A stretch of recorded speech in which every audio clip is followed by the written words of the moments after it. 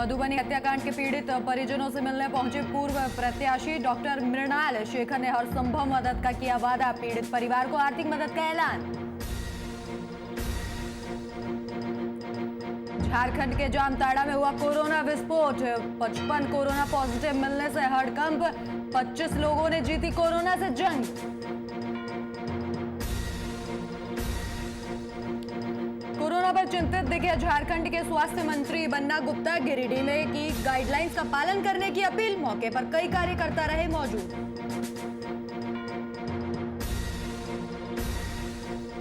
और 3 महीने बाद उल्फा उग्रवादियों के चंगुल से रिहा होकर घर लौटे खगड़िया के राम कुमार। परिजनों ने सीएम नीतीश से लगाई थी मदद की गुहार। 15 करोड़ रुपए की फिरौती की मांग कर रहे थे उग्रवादी। नमस्कार, आप देख रहे हैं वीआईपी न्यूज और मैं हूं आपके साथ राखी लांबा। 30 मार्च से अपनी पुश्तैनी जमीन और प्रधानमंत्री आवास बचाने के लिए धरना दे रहे 7 महादलित परिवार से पूर्व मंत्री डॉक्टर लुइस मरांडी मिलने पहुंचे। बीजेपी जिला अध्यक्ष सोमनाथ सिंह ने पूर्व मंत्री को पीड़ित परिवारों के संबंध में विस्तार से जानकारी दी। आपको बता दें कि बीजेपी के बाबूलाल मरांडी, निशिकांत दुबे, हजारीबाग विधायक अमर बाउरी और लुइस मरांडी 2 दर्जन से अधिक बीजेपी नेता ने मिलकर भरोसा दिया पीड़ित परिजनों को। आपको बता दें कि पीड़ित परिवार की मांग पर जिला प्रशासन एसडीओ के नेतृत्व में जांच टीम बनाई गई है।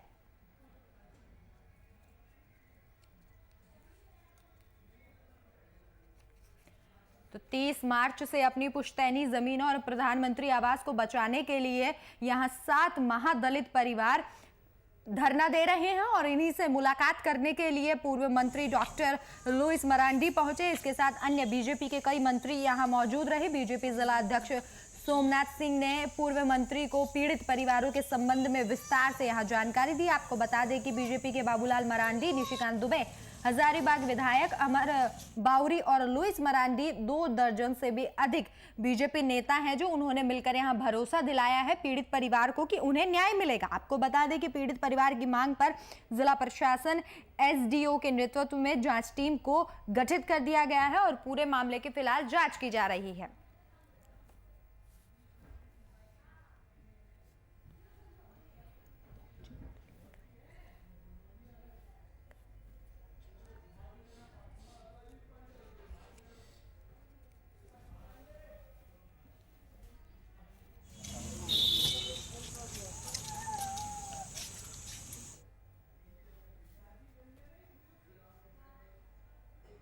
तो वहीं 29 मार्च को बिहार के मधुबनी जिले के बेनीपट्टी थाना के मोहम्मदपुर गांव में एक ही परिवार के 5 लोगों की निर्मम हत्या कर दी गई थी। वहीं पीड़ित पक्ष से मिलने का सिलसिला लगातार जारी है। आपको बता दें कि बांका के अमरपुर विधानसभा से पूर्व प्रत्याशी डॉक्टर मृणाल शेखर अपनी पूरी टीम के साथ मधुबनी के मोहम्मदपुर गांव पहुंचे और पीड़ित परिवार के परिजनों से मिलकर उनका ढांढस बांधा और पीड़ित परिवार को आर्थिक मदद करते हुए आगे की हर संभव मदद का यहां भरोसा दिलाया गया।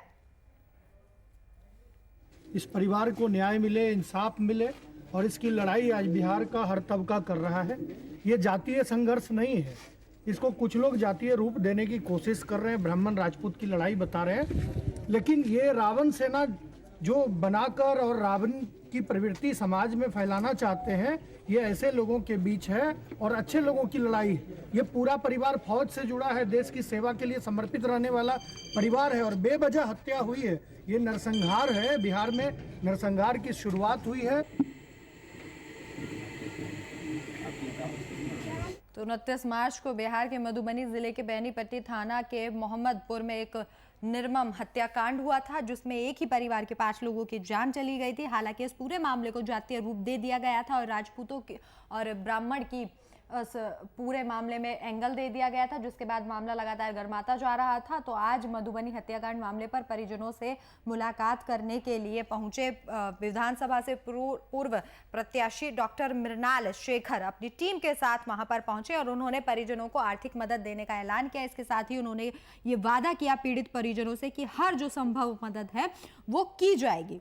तो 29 मार्च को ये पूरा हत्याकांड हुआ था, जिसके बाद पूरा बिहार दहशत में था और फिलहाल आरोपियों को गिरफ्तार कर लिया गया है। और बिहार की राजनीति में इसके बाद जाति का उबाल आ गया था। हर कोई इस मामले को जातीय से जोड़कर देखा रहा था और पूरा मामला 29 मार्च का है, जब बिहार के मधुबनी जिले के बैनीपट्टी थाना के मोहम्मदपुर गांव में एक ही परिवार के 5 लोगों की निर्मम हत्या कर दी गई थी। और लगातार तभी से पीड़ित परिजनों से मुलाकात का सिलसिला लगातार जारी है और तमाम सियासतदान परिजनों से मुलाकात के लिए पहुंच रहे हैं। इसी कड़ी में विधानसभा से पूर्व प्रत्याशी डॉक्टर मृणाल शेखर अपनी टीम के साथ मधुबनी के मोहम्मदपुर गांव पहुंचे और उन्होंने पीड़ित परिजनों से मुलाकात कर उन्हें हर संभव मदद का भरोसा दिलाया। इसके साथ ही पीड़ित परिजनों का ढांढस भी बांधा।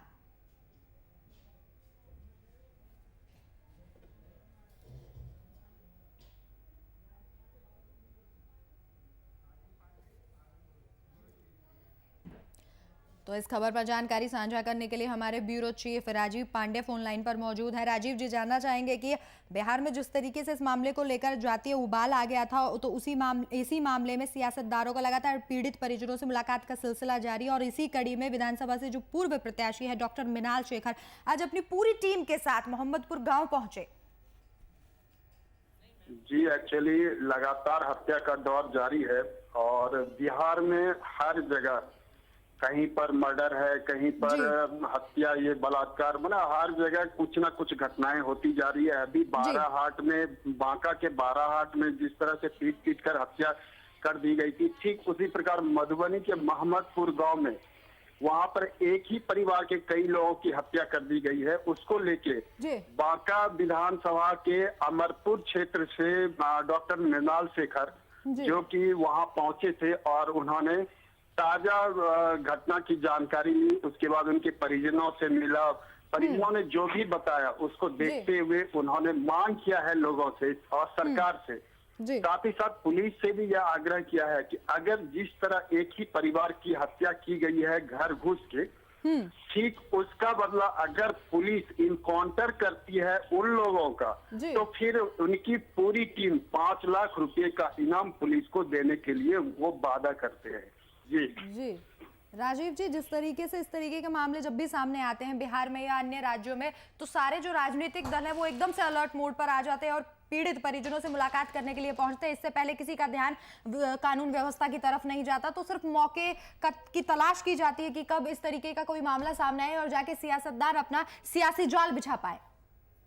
ऐसा ये तो लगता है, इसमें कहीं किंतु परंतु नहीं है कि जब कहीं कोई घटना घट जाती है तो फिर हर दल के, हर पार्टी के लोग वहां पहुंचते हैं और अपना अपना रोटी सेकने में लग जाते हैं। लेकिन उसके पहले ये अगर ध्यान दिया जाए कि घटना क्यों हो रही है, इस घटना को रोकने का प्रयास हम लोग करें, तो ऐसा लोग करते नहीं है, बल्कि रोटी सेकने के लिए हर जगह पहुंचते हैं। चाहे वो बांका का बाराहाट का मामला हो या फिर मधुबनी के मोहम्मदपुर गांव का मामला, हर जगह एक ही राजनीति के लिए सब अपनी अपनी पार्टी, अपने अपने दल का रोटी सेकने का प्रयास करते हैं। जी राजीव जी, जिस तरीके की जानकारी आपने दी कि यहाँ पूर्व प्रत्याशी ने कहा है कि वो एनकाउंटर करने पर पुलिस को इनाम देंगे, ये बयान कहाँ तक ठीक है? क्योंकि ये तो कानून व्यवस्था के ऊपर एक तरीके से आप लगा रहे हैं, क्योंकि कानून के हाथ में है ना आगे की कार्यवाही करना, एनकाउंटर करते हैं या नहीं, या फिर आरोपियों को क्या सजा दी जाती है या नहीं, ये तो कोर्ट तय करेगा, ये तो जज तय करेंगे।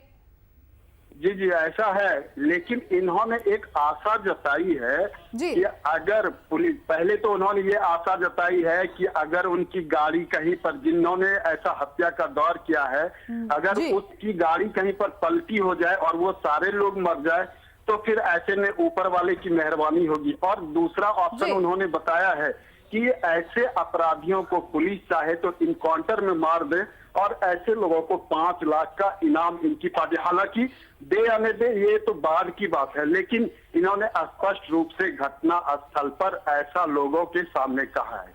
जी राजीव जी, तमाम जानकारी के लिए आपका धन्यवाद। तो मधुबनी हत्याकांड मामले में लगातार पीड़ित परिजनों से मुलाकात का सिलसिला जारी है।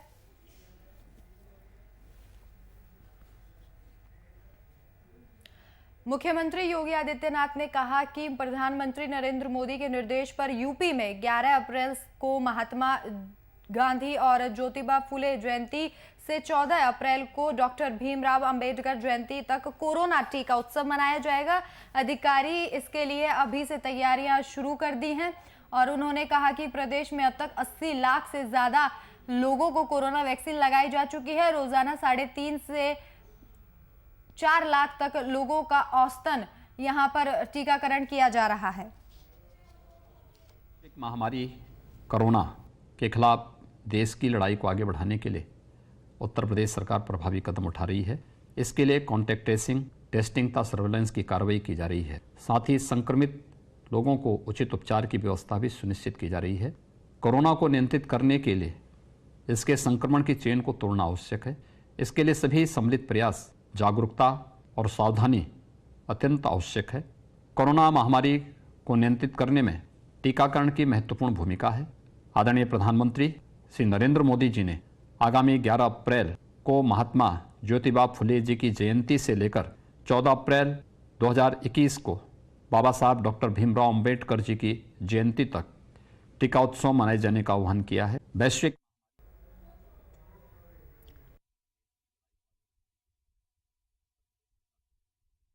इस खबर पर ज्यादा जानकारी साझा करने के लिए हमारे संवाददाता अशोक चौबे फोन लाइन पर मौजूद है। जो अशोक जी जानना चाहेंगे, 11 से 14 अप्रैल तक टीका उत्सव मनाया जाएगा। ज्यादा से ज्यादा लोगों को वैक्सीन पहुंचाने का यहाँ टारगेट रखा गया है। एक अच्छी पहल है जिसके द्वारा लोगों तक वैक्सीन पहुंचाई जाएगी, टीकाकरण किया जाएगा, जिससे यूपी में बढ़ते कोरोना संक्रमण की चेन को तोड़ा जाए।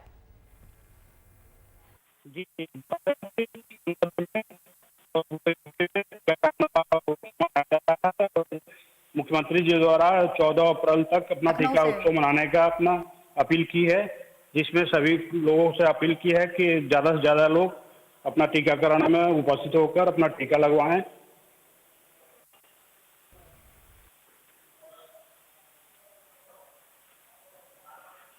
ये भी जानना चाहेंगे कि अधिकारियों ने इसके लिए सभी तैयारियां शुरू कर दी है, तो क्या कुछ तैयारियां फिलहाल चलाई जा रही है यूपी में वैक्सीनेशन को लेकर? जी, बता दें कि इस समय यूपी में पूरे जिलों में लगभग सभी जगहों पर टीकाकरण का अपना कार्य बहुत तेजी से चल रहा है और सभी लोगों को अपना टीका लगाने का, 45 वर्ष के ऊपर के लोगों का टीकाकरण का कार्य बहुत तेजी से अपना चल रहा है और लोगों में प्रचार प्रसार अपना शासन प्रशासन द्वारा कराया जा रहा है कि बिल्कुल जल्द से जल्द अपना सभी लोग अपना इसमें कोविड-19 के टीकाकरण उत्सव में भाग लेकर अपने आप को अपना सुरक्षित करें। बिल्कुल अशोक जी, तमाम जानकारी के लिए आपका धन्यवाद। तो जिस तरीके से लगातार यूपी में कोरोना के केस बढ़ते जा रहे हैं, उसी को लेकर अब 11 अप्रैल से 14 अप्रैल तक टीका उत्सव मनाया जाएगा और लोगों तक वैक्सीन पहुंचाई जाएगी। आपको जानकारी दे दें कि प्रधानमंत्री नरेंद्र मोदी के निर्देश पर यह टीकाकरण अभियान चलाया जा रहा है और बिहार में भी 11 अप्रैल से 14 अप्रैल तक डॉक्टर भीमराव अंबेडकर की जयंती और महात्मा ज्योतिबा फुले जी की जयंती के अवसर पर यह टीकाकरण अभियान चलाया जाएगा। बिहार, यूपी समेत कई राज्यों में टीकाकरण अभियान चलाया जाएगा और प्रदेश में अब तक 80 लाख से ज्यादा लोगों को वैक्सीन लगाई जा चुकी है। ये जानकारी खुद उत्तर प्रदेश के सीएम योगी आदित्यनाथ ने दी है।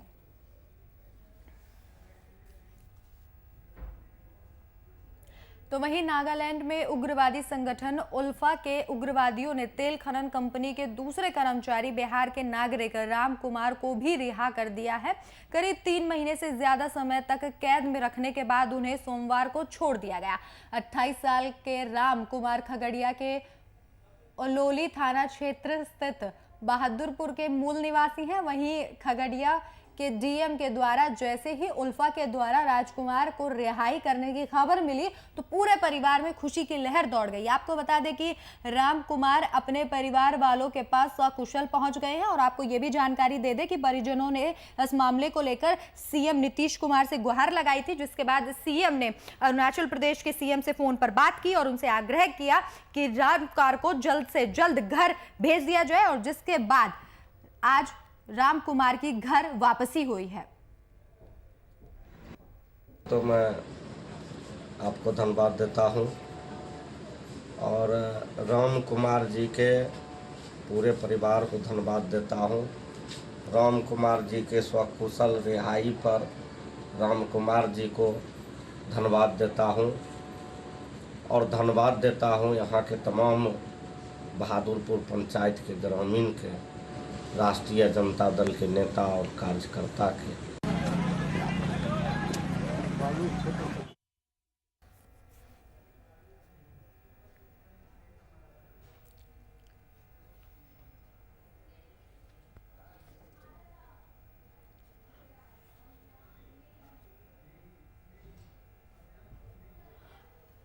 तो इस खबर पर जानकारी साझा करने के लिए हमारे संवाददाता सत्यम फोन लाइन पर मौजूद हैं। सत्यम, प्रतिबंधित संगठन उल्फा की कैद से बाहर युवक फिलहाल आ गया है, लेकिन बताया जा रहा है कि सीएम से गुहार लगाई थी परिजनों ने, जिसके बाद सीएम ने वहां के अरुणाचल प्रदेश के सीएम से बात की और आज इस युवक की घर वापसी हुई है।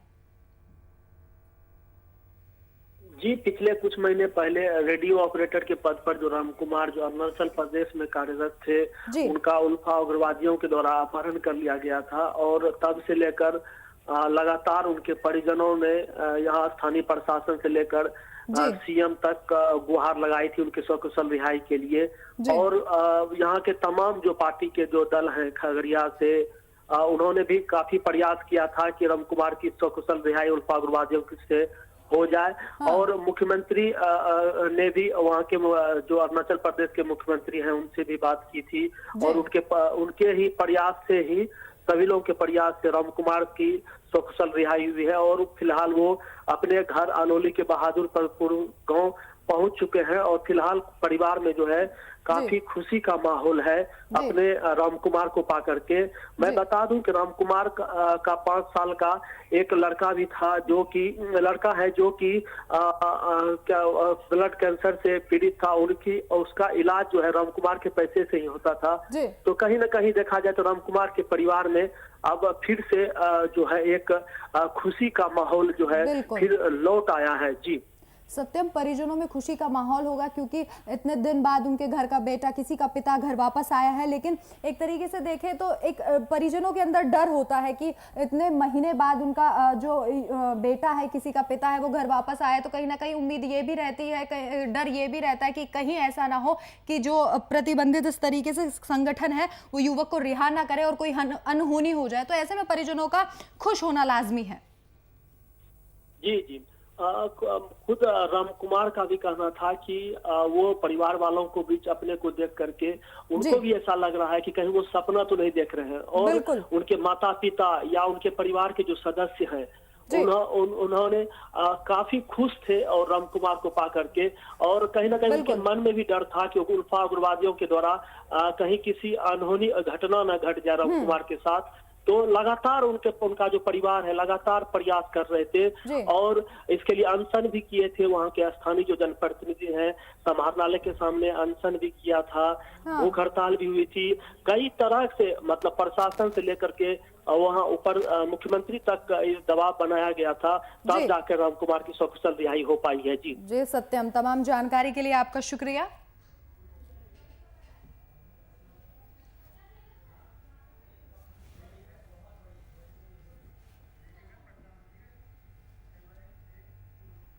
तो इसी बीच रुक करेंगे एक बड़ी खबर का। तो इस वक्त की बड़ी और अहम खबर आपकी टीवी स्क्रीन पर। तो इस वक्त की बड़ी खबर सीधे पटना से आ रही है, जहां पर पटना से इस वक्त की बड़ी और अहम खबर, किशनगंज थाना प्रभारी की बेरहमी से हत्या का मामला सामने आया है। पटना से इस वक्त की बड़ी और अहम खबर, किशनगंज थाना प्रभारी की बेरहमी से हत्या, बंगाल सीमा पर छापेमारी करने गए थे इंस्पेक्टर। तो इस वक्त की बड़ी और अहम खबर आपकी टीवी स्क्रीन पर, बंगाल सीमा पर छापेमारी करने गए थे इंस्पेक्टर और उनकी हत्या कर दी गई है। पश्चिम बंगाल में बिहार के थानेदार शहीद। तो इस वक्त की बड़ी और अहम खबर, छापेमारी करने गए इंस्पेक्टर की पीट कर हत्या कर दी गई है। तो इस वक्त की बड़ी खबर, भीड़ के इरादे देख सहम गए बाकी पुलिसकर्मी। तो भीड़ को देखते हुए जो अन्य पुलिसकर्मी थे वो भी सहम गए और इंस्पेक्टर की यहाँ पीट कर हत्या कर दी गई। सर्किल इंस्पेक्टर ने किसी तरह अपनी जान बचाई।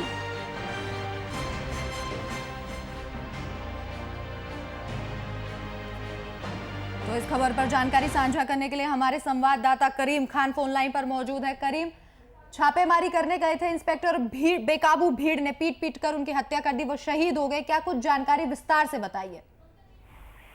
जी देखिए, पूरा मामला एक मोटरसाइकिल की लूट हुई थी रात में ही, देर रात में, तभी पुलिस को जानकारी मिली कि लूटी गई जो अपराधी है वो छुपे हुए हैं पंतापाड़ा, पश्चिम बंगाल के ग्वालपोखर थाना क्षेत्र के पंतापाड़ा इलाके में। हाँ। तो पुलिस दल बल के साथ वहां पहुंची और पहुंचने के बाद जब गांव में पहुंची तो हाँ। वहां भीड़ एकत्रित हो गई और भीड़ ने पीट कर एसएचओ अश्वनी कुमार की हत्या कर दी और जो बाकी उनके साथ में जो दल बल थे वो भी सहम गए, वो भी वहां से निकल गए।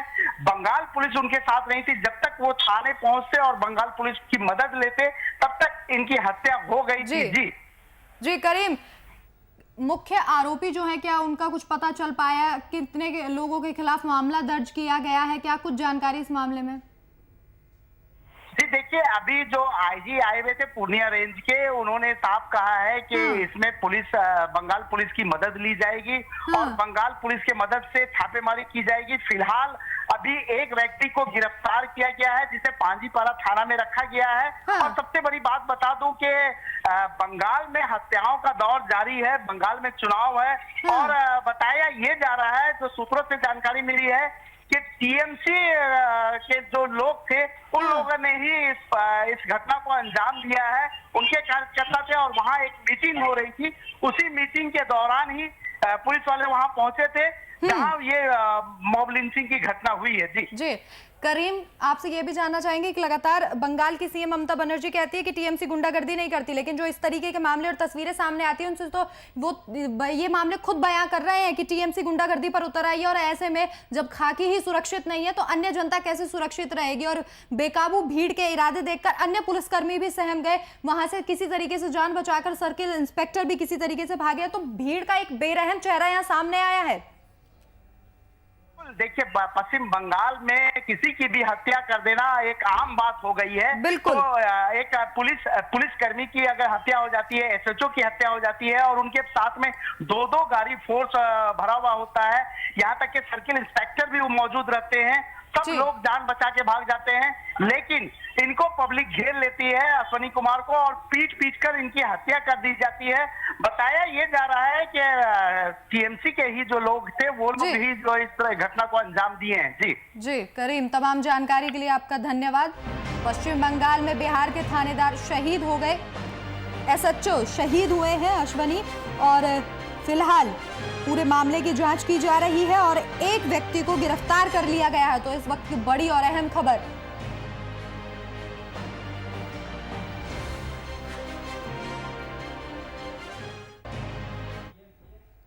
तो वहीं जामताड़ा में बीते दिन फिर कोरोना विस्फोट हुआ। आपको बता दें कि 55 कोरोना पॉजिटिव मिलने से पूरे इलाके में हड़कंप मच गया। वहीं एक्टिव केस की संख्या 185 तक पहुंच गई है। लेकिन राहत की बात यह है कि 25 लोगों ने कोरोना से जंग जीत ली है, जिन्हें डेडिकेटेड अस्पताल से गाइडलाइन बताकर घर वापस भेज दिया गया है। एक तरफ कोरोना तेजी से बढ़ रहा है तो वहीं सरकार द्वारा गाइडलाइन को लेकर लोग लापरवाह लगातार बने हुए हैं।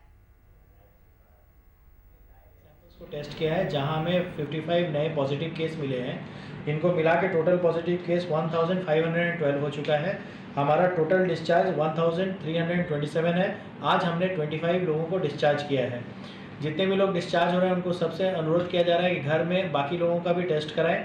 और जितने भी जामताड़ा के डिस्ट्रिक्ट के वासी हैं उनसे यही अनुरोध है, अगर थोड़े से भी सिम्टम्स है तो आप शर्माएं नहीं और टेस्ट कराएं। टेस्ट में अगर पॉजिटिव होते हैं तो आपको उदलबनी में मेडिसिन दिया जाएगा और आपको ठीक करने का हर संभव प्रयास किया जाएगा। तो वहीं औरंगाबाद के एक आर्मी जवान ने पुलिस पर कई गंभीर आरोप लगाए हैं। आपको बता दें कि थाने में पिटाई करने और गाली गलौच सहित अभद्र व्यवहार करने का आरोप लगाया गया है। दरअसल पूरा मामला ओबरा थाना क्षेत्र का है, जहां पर आर्मी कि जवान ने अपने ही चचेरे भाई के साथ लंबे समय से जमीन का विवाद चल रहा था, जिस दौरान ओबरा पुलिस को हस्तक्षेप करने की नौबत आ गई। पुलिस ने आर्मी जवान, उसकी पत्नी और बेटे को थाने ले आई, जहां आर्मी जवान ने पुलिस पर पिटाई का आरोप लगाया है। इस मामले पर पत्नी और बेटा स्थानीय सांसद सुशील कुमार सिंह से मदद की गुहार लगाई है और सांसद ने पीड़ित पक्ष की कोई बात नहीं सुनी। ये बटाम टूटा हुआ है सर, देखा जाए। और देखिए दाग है, थाना प्रभारी मारा है, सो देख सकते हैं। कल्याण, मैं कोई गलत नहीं बोल रहा हूँ, फौजी आदमी होकर के थाना प्रभारी को मारने की अथराइज कौन दिया? मैं न आतंकवादी था न उग्रवादी था, मैं पिता को काम कार्य के लिए आया था, उसमें मारा गया। कौन सा यह न्याय है? थाना को मैं सूचित किया था कि थाना यहाँ आए और मेरे को प्रोटेक्शन देकर के ले चले। मैंने इनकी समस्या के लिए अभी एसपी औरंगाबाद को भी कहा है कि इनके मामले को देखिए। ज़मीनी विवाद बिल्कुल ये सिविल मामला होता है, लेकिन सिविल मामले में कोई फौजी जाए थाने में, थाना शांति व्यवस्था कराने के लिए है, थाना इसलिए है कि कहीं कोई घटना ना हो, अपराध ना हो, अगर होने की संभावना है तो उसको रोके। थाने में ही अगर किसी फौजी के साथ या किसी आम आदमी के साथ इस तरह का होता है तो फिर तो पूरी व्यवस्था ही चरमरा जाएगी। उनकी वाइफ जो है अभी एक कंप्लेंट दे रही है कि थाना पे आने के बाद जो है वहाँ पे जो भी एएसआई था तो उनके साथ जो है दुर्व्यवहार करने का बात है। तो ये बात को जो है जांच करके जो है इस पे अग्रतर कार्रवाई, सत्यता को जांच करने के बाद अग्रतर कार्रवाई इसमें की। तो फिलहाल इस वक्त के बुलेटिन में मेरे साथ इतना ही। देश और दुनिया की तमाम बड़ी खबरों के लिए देखते रहिए VIP न्यूज़। नमस्कार।